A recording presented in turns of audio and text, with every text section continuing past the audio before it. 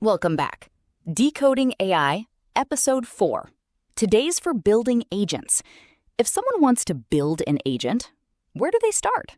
Great question. And the good news is you don't need to build everything from scratch anymore.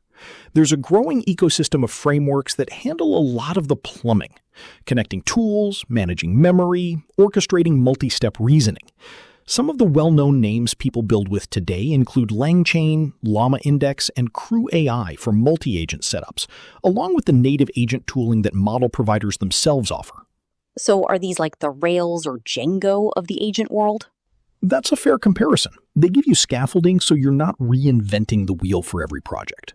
Is building an agent basically just prompt engineering, but more of it? It's related, but genuinely a different skill. Prompt engineering is about getting a good single response.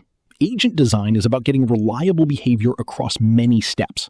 That means thinking about how the agent recovers from a failed tool call, how it decides when it's actually done, how it avoids repeating the same mistake in a loop. So it's less write the perfect sentence and more design the whole decision-making system? Exactly. It's closer to systems design than writing. How do you even know if an agent is working well? It's not like a simple pass-fail test. This is genuinely one of the hardest open problems right now.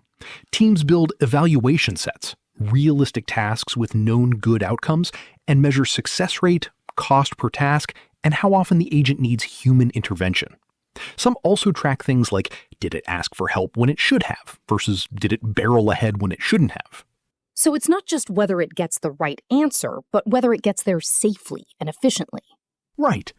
And cheaply. Cost per successful task is a metric a lot of teams care about deeply, because agent runs can rack up token usage fast. A few patterns show up constantly. Hallucination. The agent confidently states something false and acts on it. Infinite loops. It keeps retrying a failed action without changing strategy.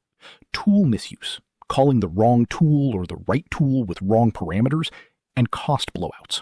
A task that should take 5 steps takes 50 because the agent got lost. Any tips for someone building their first agent to avoid these? Start narrow. Give it a small, well-defined tool set rather than access to everything. Add clear stopping conditions, and always test with real edge cases, not just the happy path. So pick a framework, design for reliability, evaluate constantly, and watch for those failure patterns. Next time, we zoom out to the business side. When should companies actually invest in this? This has been Decoding AI, Episode 4. See you next time. Thank you.